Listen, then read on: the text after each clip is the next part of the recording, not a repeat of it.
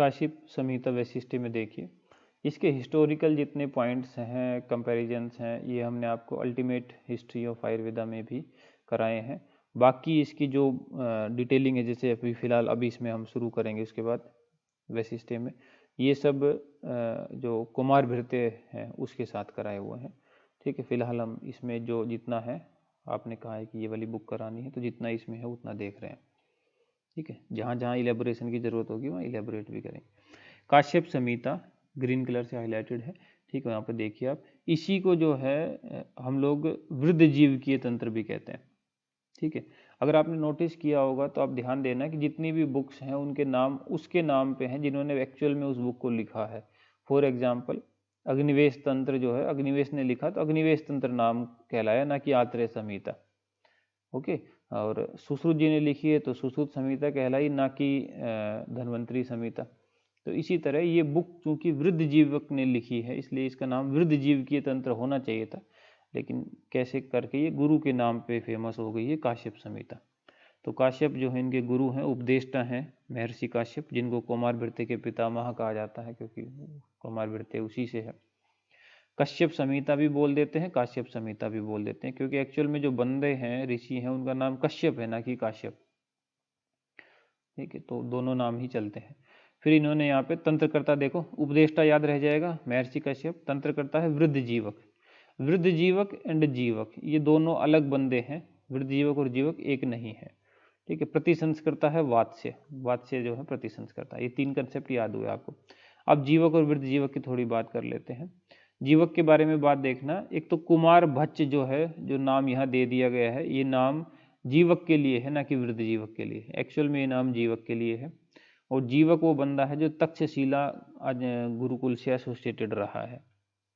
Okay, एक point इन्होंने miss कर दिया, उपदेशता, तंत्रकर्ता, प्रतिसंस्कर्ता तो बताया, रक्षाकर्ता और पूछा जाता है काश्यप के रेफरेंस में, रक्षाकर्ता नहीं बताया। रक्षाकर्ता है अनायास नामक यक्ष। ये सब बातें हमने आपको history, ultimate history of Ayurveda के जो आपके ट्यूटोरियल्स हैं वहाँ कराई है। ओके, अच्छा, काल की बात इन्होंने यहाँ नहीं बताई, काल की बात और ले लेते हैं। काल के बारे में जितना एग्जैक्ट काल चरक और सुश्रुत क्या है ना, उतना हम ले लेते हैं, उतना एग्जैक्ट काश्यप का नहीं बताया गया है कहीं पे। जितने रेफरेंसेज मिलते हैं वहाँ से ये बता दे रहा हूँ मैं आपको। प्राचीनतम जो काश्यप संहिता है, यानी जो सबसे पहली बार ये लिखी गई होगी, तो ये 6th सेंचुरी BC से 2nd सेंचुरी BC के आसपास का टाइम रहा होगा। ठीक है, उसमें भी मोस्ट प्रोबेबली आप 6th सेंचुरी BC यानी 600 BC बिफोर क्राइस्ट मान के चलो।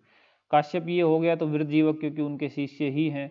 ठीक है, तो गुरु शिष्य हमेशा एक ही टाइम पे एग्जिस्ट करते हैं, हो ही नहीं सकता कि अलग अलग रहे हों वो, नहीं तो फिर गुरु शिष्य कैसे बनेंगे।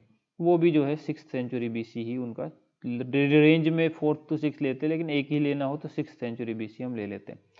अब जो ये वात्स्य हैं, ये लेकिन जो माने जाते हैं ये 7वीं सदी के माने जाते हैं। इन्होंने वृद्धजीवक जो लिया हुआ है एक्चुअल में ये भी, सॉरी आई एम रॉन्ग, कि चौथी 4 से 6ठी सदी लिया हुआ है, लेकिन होना ये चाहिए था कि ये भी गुरु और शिष्य का दोनों का सेम काल होना चाहिए था, लेकिन है नहीं। फिलहाल के लिए आप इतना याद रखना, 6ठी का। वात्स्य का जो है वो जनरली पूछा जाता है, और वो है 7वीं सदी में। ठीक है, अच्छा, जो फिलहाल वर्तमान में जो काश्यप संहिता अवेलेबल है उसके लिए बोला जाता है कि वो 7वीं की भी नहीं है, वो जाके कहीं 12वीं शताब्दी के आसपास की है। उस जो साइंस के, मतलब जो इस तरह के हिस्ट्री के थोड़े विशेषज्ञ होते हैं, वो लोग लिपि वगैरह देख के और जो लैंग्वेज उसमें यूज है उससे काल का पता लगाने की कोशिश करते हैं, तो उससे पता ये चलता है काश्यप संहिता अभी जो अवेलेबल हुई है हमारे पास वो पुरानी है ही नहीं, वो अभी की ही है, कहीं 12वीं के आसपास की। तो फिर भी आप ये कुछ एक काल जो है जो यहाँ याद रखना, बाकी डिटेल आपको उसमें करा रखी है अल्टीमेट हिस्ट्री के ट्यूटोरियल्स में, जो कि बहुत ऑथेंटिक भी है। ठीक है, वहाँ से आप देख लेना। अच्छा जी, अब हम चलते हैं विषय वस्तु पे, क्या कुछ इसके सब्जेक्ट सिलेबस में कंटेंट में है। तो इसके कंटेंट जो है कल्प स्थान के अंतिम अध्याय में दिए हुए हैं, जबकि चरक संहिता की जो विषय वस्तु है वो चरक सूत्र स्थान 30 में दी गई है। सुश्रुत संहिता की विषय वस्तु सुश्रुत सूत्र 3 में दी हुई है। अष्टांग हृदय की सूत्र स्थान 1 में ही दे दी गई है, और इनकी जो है कल्प स्थान के अंतिम अध्याय में आ रखी है। वर्तमान जो काश्यप संहिता हमारे पास पहुंची है, ये इसकी जो पांडुलिपि है वो नेपाल के जो राजगुरु है पंडित हेमराज शर्मा, उनके पास उपलब्ध है, उन्हीं ने ही इसको पब्लिश भी करवाया था। इसके अध्यायों की जो संख्या है वो चरक जैसी ही है, एक्सेप्ट कि इसमें खिल स्थान जो है 80 अध्यायों का वो ऐड हुआ है, बाकी जो है हूबहू चरक जैसे ही है। तो चरक आचार्य में आपको पता ही 8 स्थान है और 120 अध्याय है। ठीक है, 8 स्थान 120 अध्याय, तो इनके में एक खिल स्थान ऐड हो गया, तो इनके में 9 स्थान और 200 अध्याय जो है वो बन जाते हैं। अब इसमें से कितने अवेलेबल है कितने अवेलेबल नहीं है वो अलग बात है। खिल स्थान में इनमें जो है इन्होंने 25 लिखा है, मेरे हिसाब से 24 अध्याय होना चाहिए था। ठीक है, 24 अध्याय प्राप्त होते हैं, पर ऐसा अब याद रखना क्या 24 के आसपास है। ठीक है, और काश्यप संहिता में कुल 15 आचार्यों का वर्णन है, 15 आचार्यों का जो है काश्यप संहिता में नाम आता है। नेक्स्ट पे चलिए। अब इन्होंने जब ये बनाई है तो बहुत कोई सीक्वेंस से नहीं बनाई है। ठीक है, हमने जब बनाई है अल्टीमेट कुमार भृत्य और उसके साथ में काश्यप, तो एक थोड़ा सीक्वेंस फॉलो किया। इनका थोड़ा सा एक प्रॉब्लम है कि बस थोड़ा सीक्वेंस आगे पीछे जाता रहता है बार बार। ठीक है, अदरवाइज तो बहुत ठीक है यहाँ पे तो, लेकिन एज सच आपको कोई दिक्कत नहीं आएगी, जब मैं आपको कराऊंगा तो फर्स्ट क्लास आपको समझ आएगा। काश्यप संहिता में कुल 15 आचार्यों का वर्णन है, ये बात हो गई। ठीक है, अब इन्होंने चतुर्थ महीने में मन का प्रादुर्भाव जो है होता है, ऐसी बात जो है यहाँ पे बता दी। आगे जाके इस मन के प्रादुर्भाव पे डिटेल है इसमें, यहीं पे ही काश्यप संहिता वैशिष्ट्य में, तो मैं ज़्यादा डिटेल वहाँ पे ले लूँगा। फिर भी हल्का सा मैंने लिखा है कि सुश्रुत का एक मन से रिलेटेड लाइन, पंचमे मन प्रतिबुद्धतरम भवति। ठीक है, प्रतिबुद्धता जो है मन की 5वें महीने में होती है, ऐसा एक लाइन आती है उनकी। इन्होंने आतुराल्य को अरिष्टागार कह रखा है। ठीक है, कहना भी था क्योंकि इनका आतुरालय जो है उसमें बच्चे ही बच्चे एडमिट है, और बच्चे जो आपको पता है कि उनकी थोड़ी केयर ज़्यादा रहती है, डिफ़िकल्ट है, तो अरिष्ट आते ही रहते हैं बच्चे। आपको तो मोर्टेलिटी रेट कितना हाई रहता है, तो अरिष्टागार कह दिया। सुश्रुत आचार्य का ये सूतिकागार को अरिष्टागार कह रखा था उन्होंने, ये आप ध्यान रखना। इन्होंने हृदय को पंचकोश और शरीर को षटकोश वाला कह रखा है, ये भी ध्यान रखना। सूती का रोग जो है दुष्प्रजाता आम है, इन्होंने 64 टाइप्स के बताए हुए हैं, ये बात फिर रिपीट हो गया जाके। और सूती का आम में दुष्प्रजाता ज्वर को जो है सबसे प्रधान कष्ट में जो है बताया हुआ। फिर एक इन्होंने त्रिसमा गुटिका है, इसके बारे में भी डिटेल हमने आगे लिखी हुई, तो यहाँ वो ले नहीं रहे हैं। सोथ वाले रोग में आती है। ठीक है, हगूसू करके याद रख सकते हो, तो हरित की गुड़ और शुंठी ये जो है संभाग में मिला के त्रिसमा गुटिका बनती है। फिर अम्लपित्त रोग का वर्णन इन्होंने सुक्तक नाम से किया हुआ है। अम्लपित्त को इन्होंने सुक्तक भी कहा है, लेकिन ऐसा नहीं कि अम्लपित्त कहा ही नहीं है, अम्लपित्त भी कहा है, और बाकायदा अम्लपित्त नाम से ही चैप्टर का नाम है। ठीक है, काश्यप चिकित्सा स्थान में अम्लपित्त चिकित्सा नाम का चैप्टर है, वो पूरी अच्छी खासी डिटेल है उसकी। तो अम्लपित्त नाम भी है, सुक्तक भी नाम का है।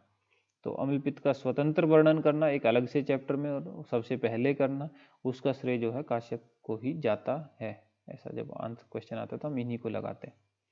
ठीक है, अब इनके कुछ वैशिष्ट्य वाले पॉइंट्स जो है ये शुरू करते हैं हम लोग। गर्भिणी के अन्न सेवन से जो रस बना, वो रस के टोटल जो है 3 डिवीजन हो गए। एक से माता की पुष्टि हुई, एक से गर्भ की पुष्टि हुई, और एक से स्तनों की पुष्टि हुई। काश्य चरक जी ने यहाँ पे कह रखा है उनके भी 3 ही पार्ट उन्होंने किए, लेकिन स्तन की बजाय उन्होंने कहा स्तन्य जो ब्रेस्ट मिल्क है वो पुष्टि हुई। इन्होंने प्रकृति के भेद यहाँ पे 3 बता दिए, वात पित्त कफ, जो कि हमारा है सप्त प्रकृति भवंती, 7 प्रकृतियाँ होती है, वात पित्त कफ, फिर द्वंद्व 3 और एक सम दोष वाली, सप्त प्रकृति भवंती। तो वही चीज़ पहले आप याद रखेंगे। और चरक की आपको सब कराई हुई है कि जात्यादि प्रकृति भी है, ये सब चीज़ें। ठीक है, प्रकृति के अनुसार ही जो है औषध की कल्पना की जाती है। ठीक है जी, कर लेंगे।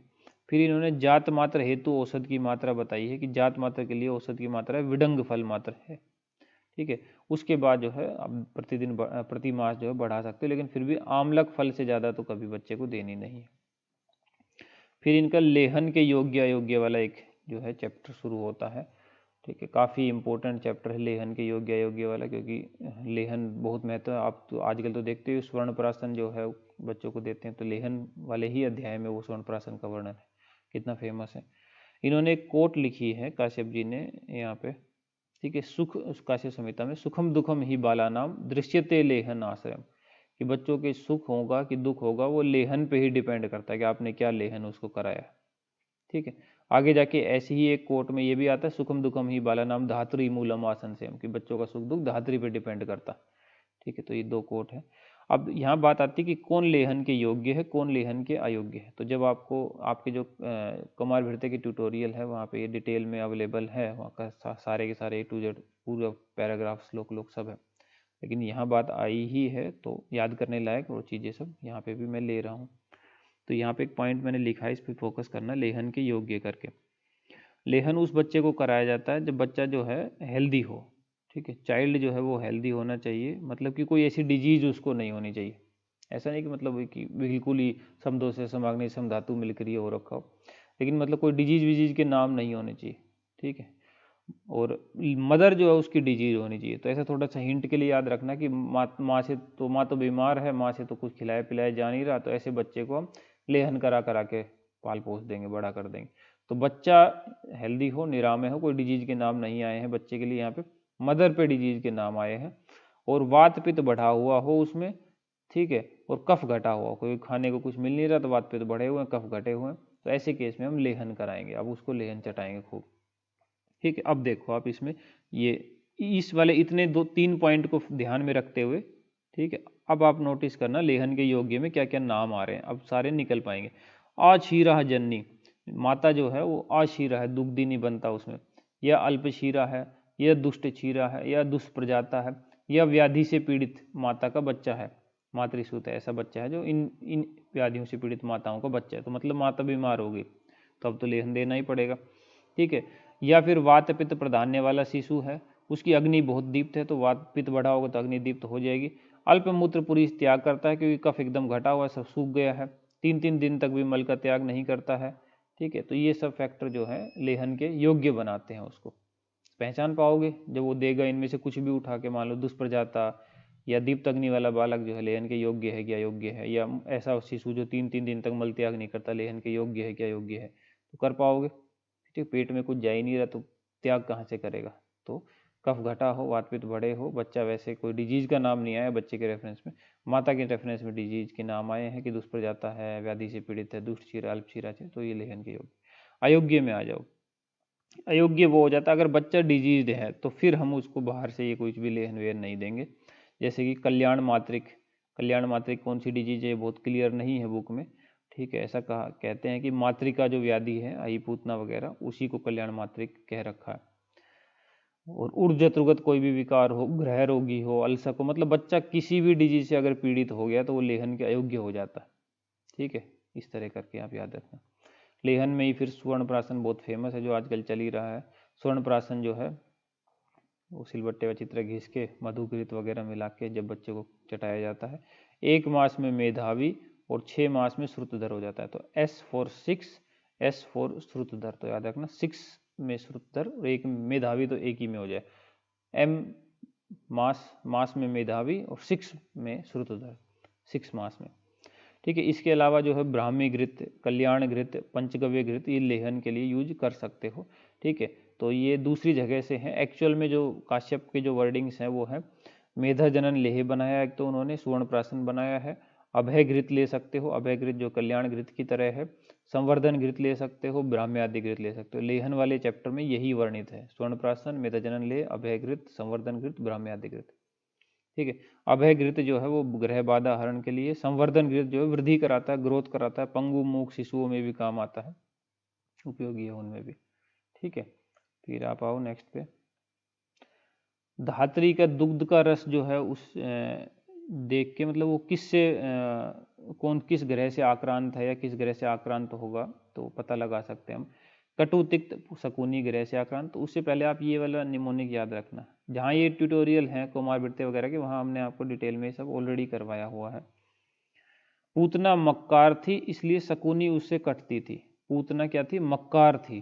तो मक्कार लोगों से तो हर कोई कटता है ना, यार विकार है। तो पूतना मक्कार थी, मैं कै का रै, ठीक है। तो पूतना में मैं और कैसे याद रखना, मधुर और कटु। का से याद रखना काक गंधी, जब आपको बाल ग्रह कराएंगे तो पूतना ग्रह जो है उसमें काक गंधी रहेगा। तो यहाँ पे आ जाओ आप, ये रहा मधुर कटु और ये रहा पूतना, ठीक है। तो मधुर कटु पूतना, तो मक्कार पूतना, शकुनी उससे कटती थी, तो शकुनी में कटती, कटु और तिक्त ये शकुनी हो जाएगा। स से स्कंद, स से षष्ठी, स से सानिपातिक, ठीक है। तो शकुनी और पूतना ऐसे यदि रटे रह गए आपको बचे स्कंद षष्ठी, वो सानिपातिक मान लेना, ठीक है। तो सानिपातिक वाला स्कंद षष्ठी ग्रह से आक्रांत है, ठीक है। मधुर रस वाला अगर दुग्ध है धात्री का तो बहुवीण मूत्रता रहेगी, ठीक है। कषाय रस तो स्तंभन ग्राही का काम करता ही है, तो मूत्र वीण का ग्रह रहेगा। तैल वर्णी अगर दुग्ध है धात्री का जो दुग्ध है उसका कलर तैल के जैसा है तो बलवान शिशु होगा, क्योंकि दानवराज बलि भी जो थे वो तैल की महत्वता बताते हुए बता नहीं रखा था, दानवराज बलि भी नित्य तैल का सेवन करने से बलवान हुए थे, तो तैल वर्णी बलवान बनेगा।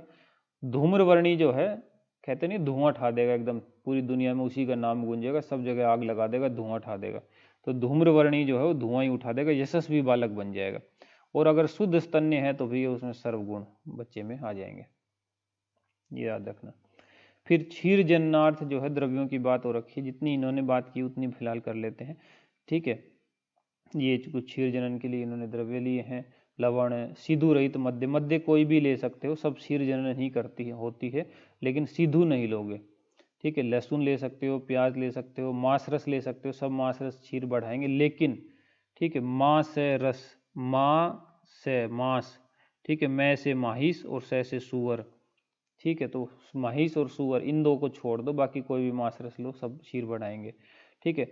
फिर शाक जो है, कोई भी शाक लो आप, सब जो है क्षीर जनन होते हैं, लेकिन शाक और सिद्धार्थक, सिद्धार्थक, तो सिद्धार्थक में भी स और के लास्ट में आ रखा है शाक जैसा, तो शाक में सिद्धार्थक नहीं है, मध्य में सिद्धू नहीं है, और मांस से में महिष और सूअर का मांस नहीं, बाकी सब जो है क्षीर जनन करेंगे। फिर एक डिजीज इन्होंने दी है स्तन कीलक या पीत वज्रा, ठीक है, स्तन कीलक या पीत वज्रा, ओके। तो ये भी पूछता है स्तन कीलक पीत वज्रा का वर्णन किसने किया है, तो सर्वप्रथम काश्यप संहिता में ही सूत्र स्थान में स्तन कीलक या पीत वज्रा का वर्णन जो है आया हुआ है। कोट पे ध्यान दीजिए, जो वृद्धजीवक जी लिख रहे हैं, स्तंभ श्रावश्च कूचियो शिरा जालेन संतत, जो स्तन होते हैं कूचिए मतलब स्तन, उसमें स्तंभ, ठीक है, एक जकड़ाहट स्टिफनेस रहेगी, स्राव डिस्चार्जेस निकलेंगे उससे, ठीक है। शिरा जालेन संतत, संतत चारों ओर जो है शिराएं वेसल्स जो है प्रोमिनेंट सी नजर आएगी, शिराओं का जाल नजर आएगा, स्वेलिंग हो जाएगी, पेन रहेगा, रुजा दहा, स्तनम स्पर्शुम न सक्यते, और टेंडरनेस हो जाएगी, छू नहीं पाओगे, ठीक है, छुआ नहीं जाएगा, ओके जी। ये वज्र एक्चुअल में होते क्या है, यही तृण वगैरह और ऐसी कुछ चीज़ें हैं, इसको ही खिला दिया जाए तो उनको वज्र कह रखा है, बाद में जाके वो स्तन वगैरह में किसी वजह से कुछ ऐसा चीज़ें कर रही हैं जो इसमें ऐसा कहा है। तो पीत वज्रा मतलब वो वज्र जो है वो खिला दिया पिला दिया और वो जाके जो है इसमें प्रॉब्लम कर रहा है। ट्रीटमेंट क्या करें इसमें अब, ओके जी। तो क्योंकि ये थोड़ी हार्डनेस सी हो गई है, ठीक है, इनके अकॉर्डिंग ऐसा है कि जो तृण और इस तरह की चीज़ें खिलाई विलाई तो वज्र रूप में जाके वहाँ पे रुक गई, तो थोड़ा स्नेहन वगैरह दिया जाए ताकि चीज़ें ठीक हो जाए। तो सर्वप्रथम जो है घृतपान इन्होंने कराया है, ठीक है, और अविदग्ध दोषों का श्रावण करना है, ठीक है। अगर सपोज करो वो पकी नहीं है वहाँ पे जो स्तन की लग बनी, तो तब विश्रावण, और पक हो गई है तो पाटन क्रिया चीरा लगा के और फिर जो है ट्रीटमेंट करना, विदर्दी की तरह पाटन क्रिया इसमें करनी, ठीक है, इतनी बात है। और स्तन कीलक पीत वज्र एक ही बात होती। फिर इन्होंने ऐसे बीच बीच में से पॉइंट उठा रहे, देखो अभी पीछे चौथे चौथे चौथे माह का बता रखा था ना कि गर्भ में मन की स्थिति हो जाती है, बीच में सातवां दे दिया, लेकिन ये सारे महीने वाइज इकट्ठे भी आएंगे पीछे। तो सातवें महीने में गर्भ जो है त्रिदोष युक्त हो जाता है, त्रिदोष युक्त मतलब हो जाने का मतलब ये नहीं कि कुछ खराब हो गया है, मतलब तीनों दोष अपनी फंक्शनैलिटी अचीव कर लेते हैं, सातवें महीने में जाके कंट्रोल ले लेते हैं वहाँ पर। कुल दांत जो है 32 है संख्या में, उनमें से जो है 8 दांत जो है वो सकृत जात है, एक ही बार उत्पन्न होने वाले हैं। 24 दांत जो है वो द्विज है, द्वि मतलब दो बार, ज मतलब उत्पन्न होना, द्विज है, ठीक है। अच्छा, फिर एक दो कॉमन रूल दिए हैं इन्होंने कि जितने मास में दांतों का निषेचन होता है उतने ही दिनों में वो फूट कर बाहर निकल आते हैं, और बच्चों के जन्म के पश्चात जितने मास में दांत निकलते हैं उतने ही वर्षों में फिर वो गिर के पुणे निकलते हैं। तो ये जो दो रूल हैं ये ध्यान रखना। अच्छा, फिर इन्होंने जो है ऊपर की पंक्ति ये दांतों के नाम बताए हैं, ठीक है, मैंने यहाँ पे थोड़ा ऐसे सीक्वेंस में रख लिया ताकि आपको याद करने में आसानी हो, ठीक है। हम जब इनको याद करते हैं इनके नाम को तो हम ऐसे याद करते हैं, मैं लिखूँ जी, हम याद करते हैं रब दा स्वाहा, रब दा स्वाहा, ऐसे करके याद रखते हैं, ठीक है। रै और बै, रै से राजदंत, बै से बस्त या वस्त कह लो, ठीक है। द से दंष्ट्रा, स्वाहा, स्वाहा से मतलब स्वरूढ़ या हनव्य, ये एक दूसरे के लिए सेम वर्ड यूज हुआ है, मतलब सिनोनिम है। स्वरूढ़ हनव्य, उसी को हनव्य, उसी को कई जगह पे बुक में स्वरूढ़ भी बोला हुआ। राजदंत जो है वो एकदम सामने वाले दांत हैं, सेंट्रल इंसीजर्स हैं, वस्त लेटरल इंसीजर्स हैं, दंष्ट्रा कैनिन्स हैं, और स्वरूढ़ और हनव्य जो है ये मोलर प्रीमोलर सब इसी में इंक्लूड हो गए। तो राजदंत जो है वो 4 हैं ऊपर नीचे के सब मिला के, ठीक है। वस्त जो है वो 4 हो गए ऊपर नीचे के सब मिला के, दंष्ट्रा भी 4 हो गए ऊपर नीचे के सब मिला के, तो ये टोटल हुए 12, जितने भी बाकी बच गए वो सब हनव्य है। तो इस तरह करके 32 है, रब स्वाहा करके आप याद रख लेना। दांत निकलने में लड़के और लड़की में फ़र्क बताया गया है कि जो गर्ल्स हैं उनके दांत जो है वो जल्दी निकलते हैं, उनमें पीड़ा भी कम होती है। रीजन ये बताया कि वो सुशीर होते हैं, खोखले होते हैं, ऐसा इन्होंने बताया हुआ। फिर लड़कों के बारे में बोल रखा है कि लड़कों के जो दांत है वो स्थिर हैं और घन होने के कारण देरी से निकला करते हैं, ठीक है। अच्छा जी, अगर किसी को विकृत दंत उत्पत्ति हुई है तो उसकी शांति के लिए एक यज्ञ बताया हुआ है, नाम है मारुति इष्टि यज्ञ। अच्छा जी, अंग अगर कम और ज़्यादा हुए हैं तो उसके लिए एक यज्ञ बताया, ये बताया स्थालीपाक प्राजापत्य इष्टि, ठीक है, ये उसके ट्रीटमेंट के लिए बताया। अच्छा जी, फिर यहाँ पे इन्होंने दांतों के भेद 4 बताए हुए हैं, सामुदग, संवृत, विवृत, दंत संपत, ठीक है, ये आप ध्यान रखना। फिर जो दांतों का निकलना है वो चौथे महीने से शुरू हो जाता है और 8वें महीने तक बच्चों के दांत निकल जाते हैं, ऐसा इन्होंने लिखा है। 8वें महीने में जो निकलते हैं दांत वो सर्वगुण संपन्न दांत होते हैं, लेकिन बच्चे बच्चे पे डिपेंड है, किसी के चौथे महीने से ही शुरू हो जाते हैं, किसी के 5वें, किसी छठे, किसी का। तो इन्होंने बताया कि डिफरेंट डिफरेंट महीनों में निकलेंगे तो उनमें क्या क्या प्रॉब्लम रहती है, क्योंकि 8वें में निकलेंगे तब तो सर्वगुण संपन्न है, उससे पहले अगर निकले तो दिक्कत रहेगी। सोचो कि अगर चौथे ही महीने में निकल गए हैं बच्चे के दांत तो कैसे होंगे, एकदम शुरुआत में ही निकल गए बहुत कच्ची सी उसमें, तो दुर्बल रहेंगे, आंसू क्षीण रहेंगे, आमय बहुल रहेंगे, कमजोर दांत है, जल्दी क्षय हो जाएगा उनका, और आमय डिजीज बहुत पकड़ेंगे जल्दी। 5वें महीने में देखो हिलने वाले रहेंगे, तो आप ऐसे याद रखना कि जब पंच टिकेगा, ठीक है, दांत तो अपने आप ही हिल जाएंगे, तो 5वें में सेंदनाश्च हिलने वाले दांत रहेंगे, प्रहर्षण है, ठीक है, सेंसिटिव से रहेंगे थोड़े, ये ध्यान रखना।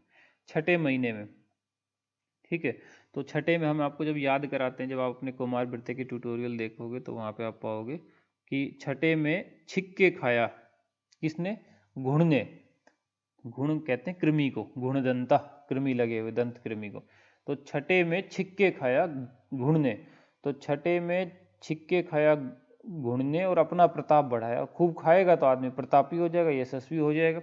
तो घुण ने खूब खाया, तो गुण इसी वाले छठे महीने में, प्लस में अपना प्रताप बढ़ाया, तो प्रताप बढ़ाया से प्रतिपाश्च वर्ड आप याद रखना, ठीक है, ये इसमें प्रॉपर्टी है, और मलग्राही वाली प्रॉपर्टी भी इसी में है।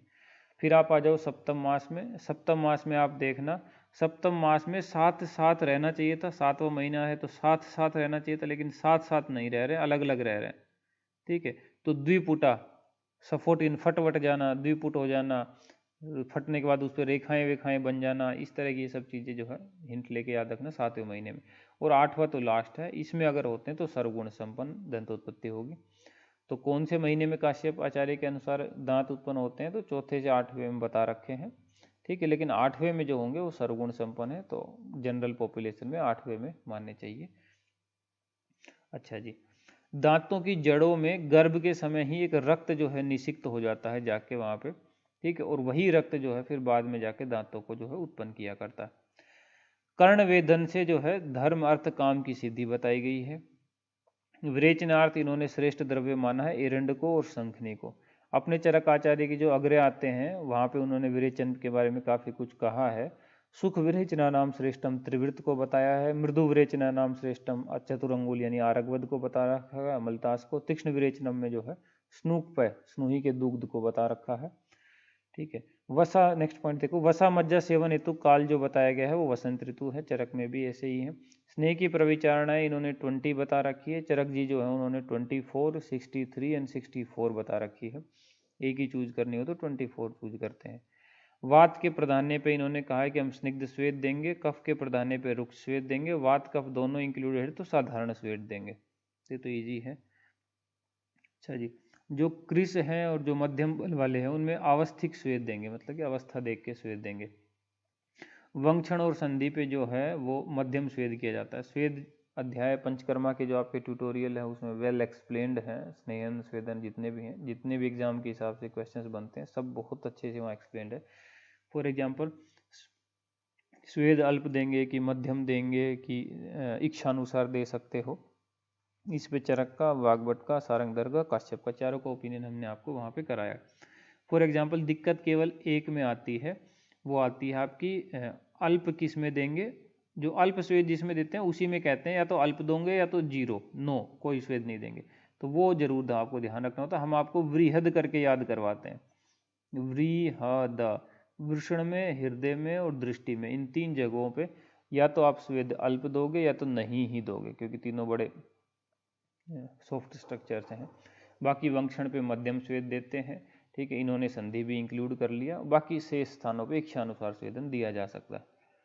अति स्विन, अगर ज़्यादा स्वेदन हो गया तब क्या करें, तो कवि करके हम याद रखते हैं कि काश्यप ने अति स्वेदन की चिकित्सा में का और वी, का से काश्यप, वी से विसर्पवत चिकित्सा करने को बता रखा है, क्योंकि चरक जी ने जैसे ग्रीष्म ऋतुचर्या का पालन ऐसी चीज़ें बता रखी है, तो उस हिसाब से थोड़ा ध्यान रखते हैं। और सुश्रुत और सारंगधर का है कि उन्होंने शीतोपचार बताया हुआ है अतिस्विन की चिकित्सा में। काश्यप का विसर्पत हो गई, चरक जी ने ग्रीष्म ऋतुचर्या प्लस मधुर वगैरह चीज़ें प्रयोग करना ऐसे बता रखा है।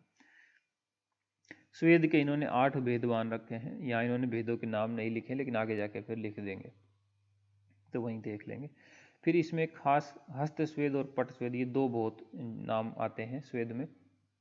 तो इन्होंने कहा कि 4 महीने तक का बच्चा जो है, 4 महीने तक, तो उसको डायरेक्ट स्वेदन देने की बजाय कि पहले अपने हाथ तपाओ और फिर उसको स्वेदन दो। उससे क्या है, कभी भी बहुत गर्म नहीं दिया जाएगा, क्योंकि आप अपने हाथ को उतना ही तपा पाओगे जितना टॉलरेबल रहेगा। तो हस्त स्वेद जो है 4 मास तक ही करवाया जाता है, शोधन काल में सूल वगैरह होने पे भी बताया है, आगे डिटेल आएंगी इसकी। आर्थिक दृष्टि से जो है बालक के 3 भेद बता दिए गए हैं, ऐश्वर्यशाली बालक, मध्यम बालक और दरिद्र बालक। ओके। अजीर्ण के भेद जो हैं वो 4 भेद होते हैं, सुश्रुत के, वाग्भट के, काश्यप के, इनके सबके 4 भेद हैं। लेकिन सुश्रुत वाग्भट के एक जैसे 4 भेद है, काश्यप के 4 भेद में थोड़े से अंतर है। सारंगधर के 3 ही भेद है। चौथा रसशेषाजीर्ण अलग से कहा उन्होंने, भेद में नहीं गिन रखा। माधव के 6 भेद हैं। यहाँ हम हल्की सी हिंट ले लेते हैं, ठीक है, इन्होंने नाम ले ही दिए हैं तो ओके। पहले सुश्रुत और वाग्भट को देखो आप, क्योंकि वो ज़्यादा कॉमनली पूछे जाते हैं, तो इसलिए उनको, इसको याद करते करते कहीं वो ही ना भूल जाओ, इसलिए मैंने यहाँ लिख दिया। क्योंकि एक बार ये साथ में ना लिखी हुई चीज़ें तो पिछली वाली ध्यान से निकल जाती और फिर दिक्कत हो जाती। तो अजीर्ण के भेद याद करने के लिए सुश्रुत वाग्भट आप याद रखना, वात पित्त कफ।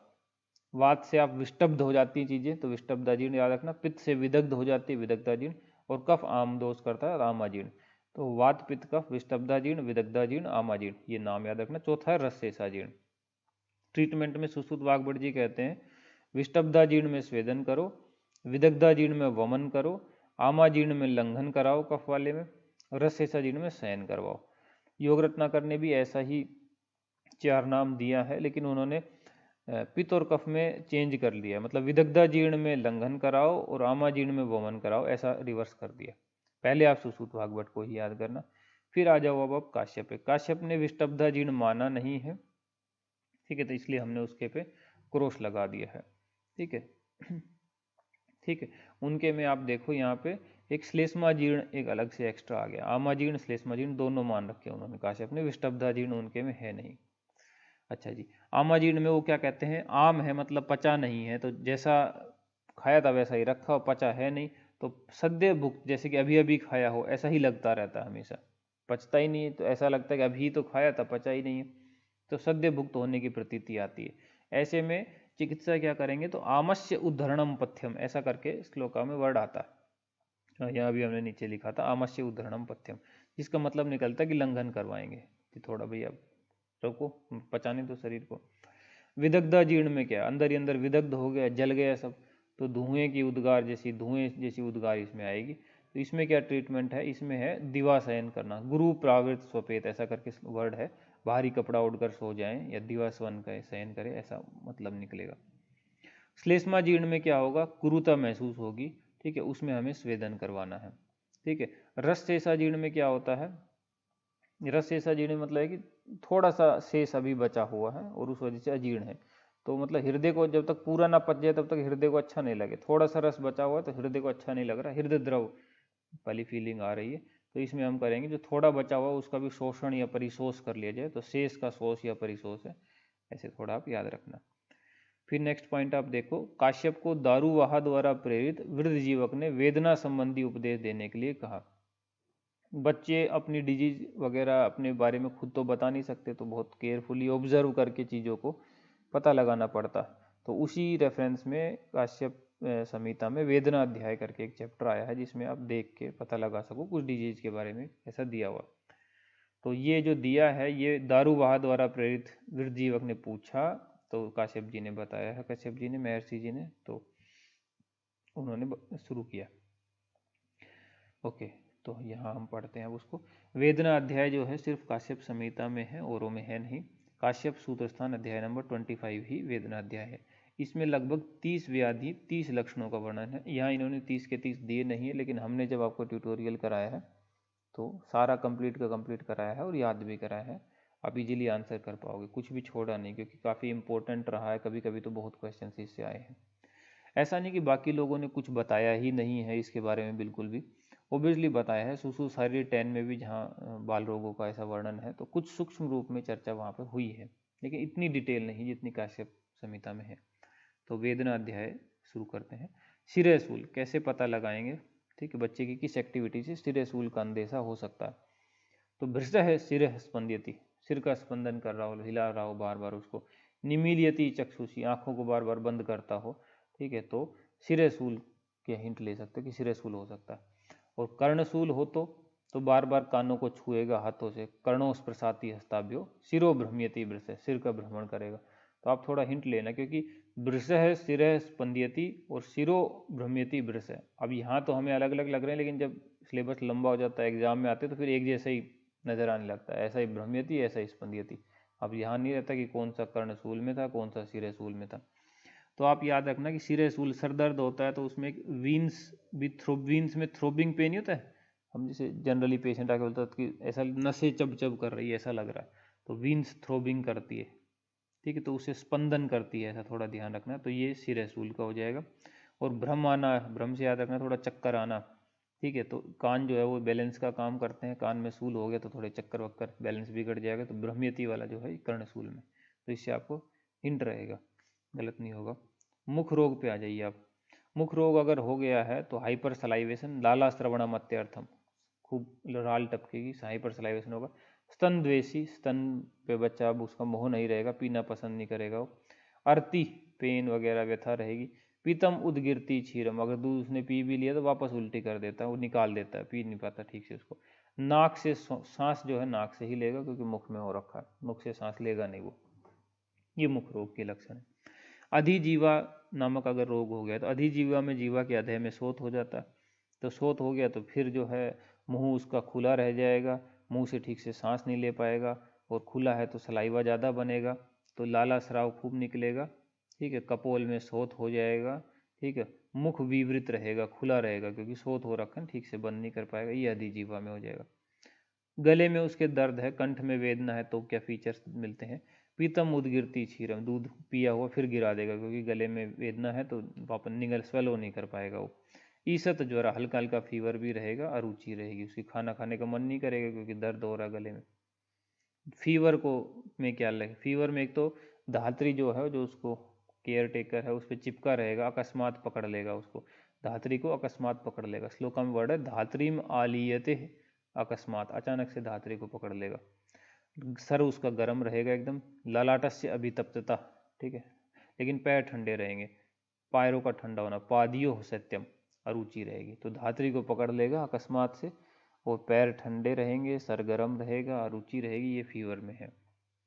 अच्छा जी, ये अकस्मात वाले जो पॉइंट है ना, धात्री माल ये थे अकस्मात, ये ज्वर में है, ठीक है, नीचे देखोगे हिक्का में अकस्मात मारुत उद्गार है, ठीक है, ऐसे ऐसे करके ही आएंगे वर्ड, देखेंगे आगे हम, ठीक है। छर्दी में आ जाओ, ठीक है, वोमिटिंग, ठीक है, अब मतलब वोमिटिंग होने वाली है या फीचर्स हैं, कैसा हम पता लगाएं, तो एक तो उसको बिना किसी कारण के ही उद्गार पे उद्गार आ रही है, ठीक है, तो यही श्लोका का जो वर्ड है वो ये है जो हमने यहाँ लिखा हुआ है कि अनिमित अभीक्षणम च यस्य उद्गारम प्रवर्तते।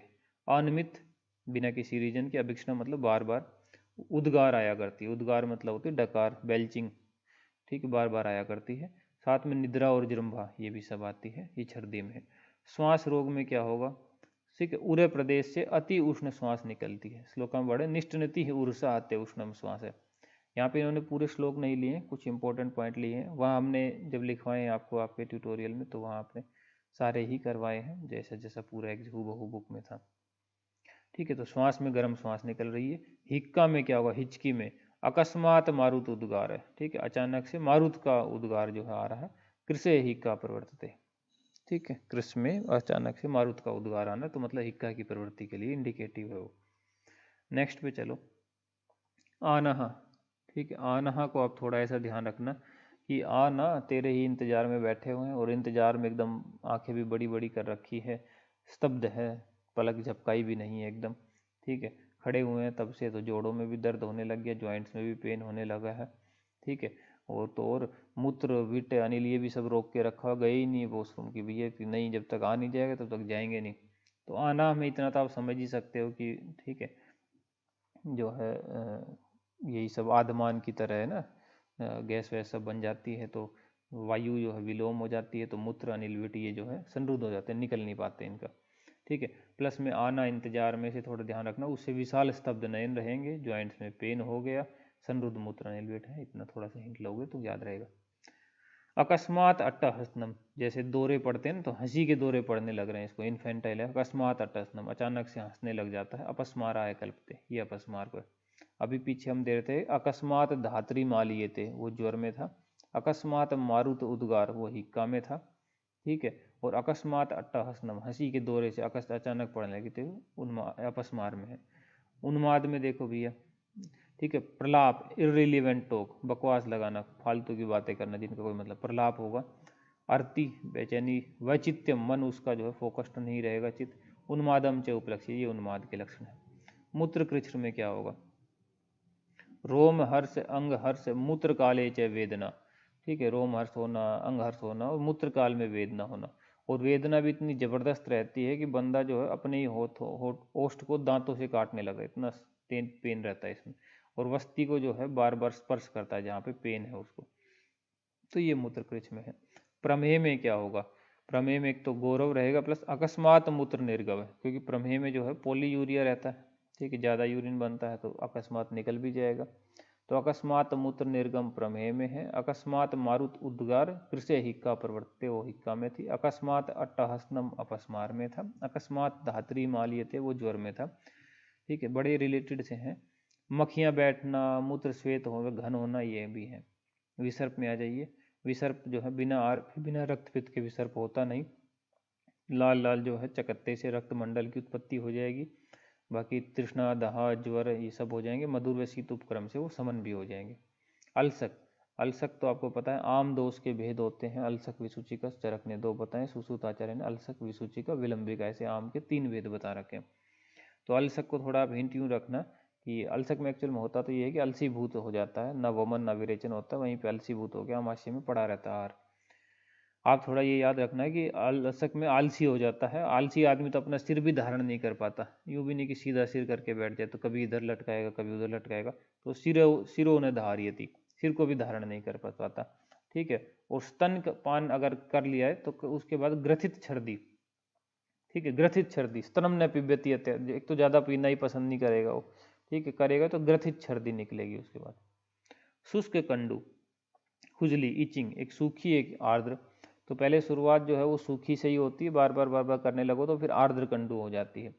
तो इसने लिखा घर्षति अंगानी शयने, सोते समय जो है अंगों को घर्षण करता है। रोदती, रोता है मर्दन करते वक्त, और ये सूखी शुष्क कंडू है। उसके बाद फिर करते करते आर्द्र कंडू तथा आर्द्रा प्रवर्तते, फिर आर्द्र कंडू की शुरुआत हो जाती है, जिसमें उसको जो है मर्दन करेगा तो सुख मिलता है, और फिर जैसे जैसे मर्दन करता है वैसे वैसे स्वेलिंग वगैरह ये सब चीज़ें उसमें आने लगती है। आम दोष का बड़ा फेमस लक्षण है, ठीक है। अस्नात स्नात रूपस्थ, अगर बिना स्नान ना किया हो तो ऐसा लगेगा जैसे स्नान किया हुआ है, और स्नान किया हुआ हो स्नातश्च अस्नात रूपस्थ, तो ऐसा लगेगा कि जैसे नहीं किया हुआ, अपोजिट लगेगा।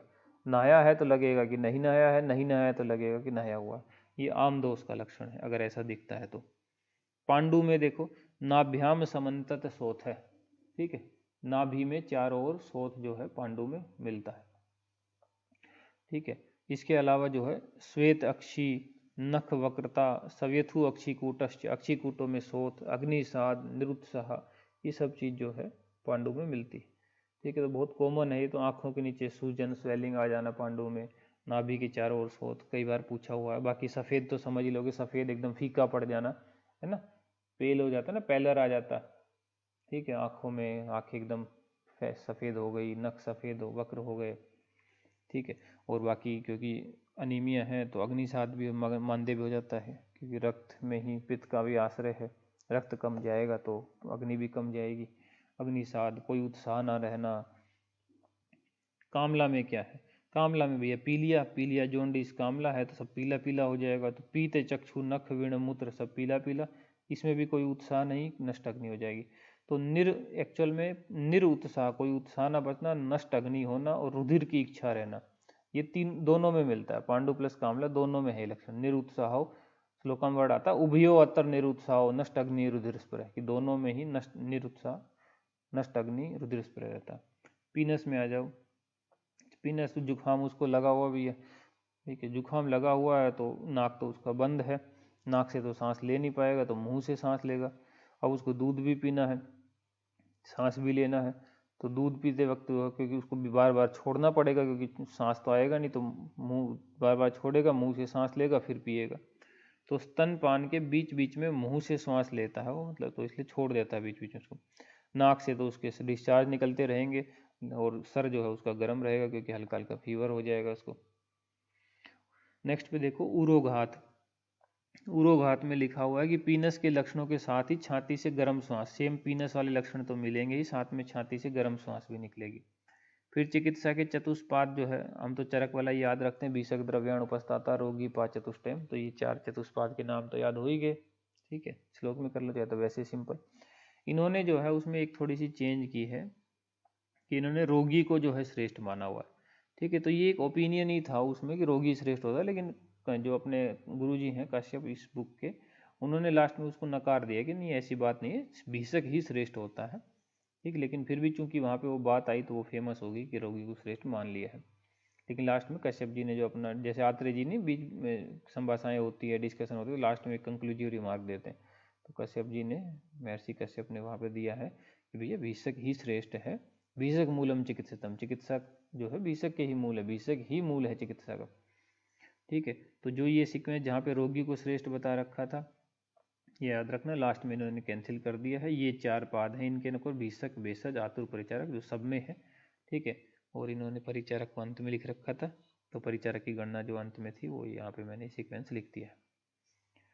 अच्छा जी, फिर इनके रोगों की संख्या के ऊपर भी इनकी एक संभाषा परिषद सी हुई है कि कितनी माने कितनी नहीं माने, तो वहाँ पे कईयों ने अपने पॉइंट रखे हैं। तो वृद्धजीवक ने वहाँ पे रोगों की संख्या असंख्य बताई है, ठीक है, और कहा है कि दोषों के सम, हीन और अधिक होने से बहुत काउंटिंग नहीं कर सकते हम, ठीक है। कश्यप जी ने 2 ही बताई है, निज और आगंतुज, ठीक है। फिर ये वात के स्थानों के बारे में बहस छिड़ गई है वहाँ पे। तो वात के स्थान में ऐसा नहीं कि इन्होंने वात का स्थान, अल्टीमेट क्रिया शरीर आप देखोगे अपने ट्यूटोरियल, तो वहाँ आपको हमने क्रिया शरीर का ऐसा कोई पॉइंट नहीं है जो एग्जाम के लिए इंपॉर्टेंट होता हो और हमने वहाँ पे आपको ना कराया हो, ठीक है। तो अस्थि मज्जा इन्होंने मान रखी है, लेकिन ऐसा नहीं कि अस्थि मज्जा कोई विशेष स्थान मान रखा है वहाँ पे, लेकिन यूनिक है थोड़ा, मज्जा वज्जा औरों के में था नहीं तो इनके में है। कफ का विशेषण हृदय, पित्त का आमाशय, हमने यहाँ पे चरक सुश्रुत वाग्भट का भी लिख दिया है ताकि आपको कम से कम वो भी याद ही रहे। चरक का पक्वाशय ही विशेष होता है वात का, ठीक है, पित्त का आमाशय विशेष और कफ का उरय प्रदेश विशेष चरक के अकॉर्डिंग। सुश्रुत के अकॉर्डिंग वात का विशेष स्थान श्रोणीगुद मध्य, श्रोणीगुद आश्रय, और पित्त का पक्वामाशय मध्य, कफ का आमाशय। वाग्भट का वात का जैसा सेम चरक का है वही पक्वाधान या पक्वाशय ले लो। पित्त के लिए उन्होंने नाभि वर्ड यूज कर लिया है, ठीक है, और कफ का वही उरय प्रदेश है, ठीक है, ये याद रखना। फिर इन्होंने योनि की आकृति के अनुसार क्या उसका परिणाम होगा ऐसा भी काफ़ी डिटेल दी इन्होंने। यहाँ पे तो 2-3 पॉइंट ही लिखे हैं, बाकी कई सारे पॉइंट उन्होंने दिए हैं, हमने आपको जो जो एग्जाम पॉइंट ऑफ व्यू से ट्यूटोरियल में एक्स्ट्रा कराए हैं। सकटाकार योनि, जो सकट आकार की योनि है वो संतान उत्पत्ति हेतु श्रेष्ठ मानी गई है। ठीक है। मध्य निबीड़ा, मध्य और भिची हुई जो योनि है वो पुत्री की उत्पादक मानी गई है। ठीक है, उससे पुत्री की, फीमेल चाइल्ड के लिए। ठीक है, तो फीमेल देखो तभी से दबी कुचली है बेचारी। ठीक है, क्योंकि जो योनि वो भी दबी भिची हुई। ठीक है, मध्य निबेड़ा, थोड़ा हिंट रहेगा याद रखने के लिए। ठीक है, वो है। ठीक है, उन्नत, रमणीय, मासल, सारी बढ़िया बढ़िया चीजें देखो मेल को दे दी गई है। ठीक है, शुरू से देखो पक्षपात हो रहा। ओके, ये योनि के भेद पे आ गया। अब एक कोट आई है इनकी, बड़ी फेमस है, जो प्रकृति के रेफरेंस में ही दिया करते हैं। यथा वक्त्रम तथा वृतम। ठीक है, जैसा मुख होता है वैसी वृत्ति होती है। यथा चक्षु तथा मन है, जैसी आंखें होती है वैसा मन होता है। ठीक है, आंखों को देख के मन की बात समझ सकते हो। यथा स्वर है तथा सार है, जैसी आवाज होती है वैसा ही सार भी होता है बंदे का। यथा रूपम तथा गुण है, जैसा रूप होता है वैसे गुण होते हैं। काश्यप की कोट है फेमस। ठीक है, कुछ नहीं इसमें, कोई ऐसा नहीं कुछ पूछेगा, रख के पूछ लिया किसने कहा है, तो काश्यप ने कहा है, साफ ध्यान रखना, काश्यप संहिता का पॉइंट। त्रिविध सत्व, 3 सत्व, सात्विक, राजस और तामस। सात्विक ओब्वियसली श्रेष्ठ होता है, मध्य राजस है, और तामस एकदम अधो वाला होता है। तो अपने में तो आपको याद ही हो, तो सय से सात्विक, सात्य। ठीक है, तामस 3 और बचा हुआ राजस 6, ये होते हैं चरक के अकॉर्डिंग। चरक में 7, चरक में भी, सुश्रुत जी में भी। ठीक है, सात्विक के 7 भेद होते हैं सात्विक प्रकृति के, राजस के 6, तामस के 3 ही होते हैं। आपको सब बहुत अच्छे से डिटेल से प्रकृति वाला क्रिया में कराया है, अल्टीमेट क्रिया में जाके देख सकते हो। और बाकी रेस्पेक्टिव संहिता के ट्यूटोरियल में भी है। यहाँ पे देखो, चरक के जो 7 थे उनमें से एक एक्स्ट्रा, इन्होंने एक और एक्स्ट्रा लेके 8 कर दिए हैं। और सात्विक अच्छा है, श्रेष्ठ है, क्योंकि कल्याण अंश मौजूद रहता है उसमें। राजस मध्य है क्रोध अंश की वजह से, तामस अधम होता है मोह अंश की वजह से। ठीक है, तो सात्विक में इन्होंने एक एक्स्ट्रा ऐड किया, 8 कर दिए। वो एक्स्ट्रा है प्राजापत्य सत्व, जो कि चरक में नहीं था। राजस में कि यक्ष सत्व एक्स्ट्रा ऐड किया इन्होंने। और तमस वाले तो वो 3 ही है जो चरक में थे। सार की बात करें, ठीक है, तो चरक आचार्य 8 सार मानते हैं, यहाँ हमने लिख रखे हैं। 8 सार में 7 तो धातु वाले हो जाते हैं, धातु में भी जो है रस सार ना होकर त्वक सार वर्ड होता है। ठीक है, और एक सत्व सार हो जाता है। इन्होंने जो है एक ओज सार और एक्स्ट्रा माना है। ठीक है, ओज सार चरक से अतिरिक्त एक माना हुआ है। ठीक है, जो कि चरक ने नहीं माना हुआ, जो कि मेरे हिसाब से मानने की जरूरत भी नहीं थी। रीजन ये है कि ओज की परिभाषा क्या होती है। ठीक है, रसादि नाम, शुक्रांता नाम, धातु नाम, यत परम ओज है। ठीक, यत परम तेज है। ठीक है, तत् खलु ओज, तदेव बलम इति उच्यते स्वशास्त्र सिद्धांतात। सुश्रुताचार्य की परिभाषा है क्या, परम उत्कृष्ट, धातुओं का परम उत्कृष्ट तेज ही ओज है। ठीक है, तो ओज सार की जरूरत ही नहीं है। कोई ओज सार होने के लिए किसी को क्या करना पड़ेगा, सारे धातुएं जो है एकदम उत्कृष्ट स्वरूप में हो, तो मतलब सारे सार उसमें प्रेजेंट हो जाएंगे। लेके त्वक सार से शुक्र सार तक तो ऑटोमेटिकली ओज सार हो जाएगा। ओज सार होने का कोई तरीका ही नहीं है, जब तक कि आपकी सारी धातुएं उत्कृष्ट तेज संपन्न ना हो तब तक ओज सार नहीं हो सकता। ठीक है, तो धातुओं के तेज सार ऑलरेडी बता रखे थे, एक अलग से ओज सार करने की जरूरत नहीं है। आयुर्वेद के अकॉर्डिंग ओजस्वी इंसान वो है जिसकी धातुएं परम उत्कृष्ट तेज संपन्न है। आयुर्वेद के अकॉर्डिंग ओजस्वी वो नहीं है जो मन से बहुत स्ट्रॉन्ग है, वो सत्व सार में गिन सकते हो। तो आयुर्वेद के अकॉर्डिंग महात्मा गांधी जी ओजस्वी नहीं होंगे, क्योंकि वो बॉडी लेवल पे बात कर रहे हैं। ठीक है, उनके अकॉर्डिंग स्वस्थ, हृष्ट पुष्ट, धातु उत्कृष्ट हो, वो बंदा ओजस्वी होगा। ठीक है जी, तो लेकिन इन्होंने खैर ओज सार माना हुआ है, यहाँ पे 9 कर दी है। 200 में महाभूत देखो आप। ठीक है, तो वात में इन्होंने जो है जो हमें याद है वैसा ही कुछ कुछ इन्होंने लेने की कोशिश की है, लेकिन थोड़े देवता टाइप में ले लिया इन्होंने। तो वायु के लिए तो इन्होंने वायु प्लस आकाश दोनों ले लिए हैं, मारुत प्लस आकाश के देवता। अग्नि के लिए, पित्त के लिए इन्होंने अग्नि लिया है, और आदित्य का मतलब भी वही सूर्य ही ले लिया, सूर्य देवता ले लिया। पित्त के कफ के लिए इन्होंने सोम जल लिया प्लस वरुण देवता ले लिया, वो भी जल ही है इट्सेल्फ। तो इस तरह के कुछ इन्होंने माने हुए। फिर नेक्स्ट पे इनके पॉइंट देखो आप। ऋतुएं इन्होंने 5 मानी हुई है, लेकिन रस प्रयोजनार्थ कहा है कि ऋतुएं 6 ही होती है। ओके जी। फिर इनके 1-2 पॉइंट हमने यहाँ पे लिख रखे हैं कि आयुर्वेद का आधार जो है वो अथर्ववेद है, लेकिन आयुर्वेद को कश्यप जी ने पंचम वेद माना है, वो अलग से। तो फेमस ही है कि आयुर्वेद को पंचम वेद किसने मान रखा है, तो काश्यप ने मान रखा है। और वो ब्रह्म वैवर्त पुराण में जो भास्कर संप्रदाय है वो लोग भी मानते हैं पंचम वेद। फिर आयुर्वेद को ऋग्वेद का उपवेद किसने माना हुआ है, तो शंकरोक्त चरण व्यूह व्यासकृत ग्रंथ वगैरह हैं उन सब में ऋग्वेद का उपवेद मान रखा है। बाकी जो अपने नॉर्मल वेदत्रयी वाले लोग हैं, चरक सुश्रुत वाग्भट बाकी दूसरे लोग, वो सब अथर्ववेद का ही उपवेद मानते हैं। फिर यहाँ दो हृदयावस्था की बात हो गई है। दो हृदयावस्था के बारे में आगे भी ये गर्भ की मासानुमासिक वृद्धि आएगी, वहाँ पे भी बात इन्होंने फिर से करी है, तो मैंने वहीं पे सारी डिटेल मेंशन कर दी और आचार्यों के मत से, तो यहाँ नहीं लिख रहा हूँ उसको।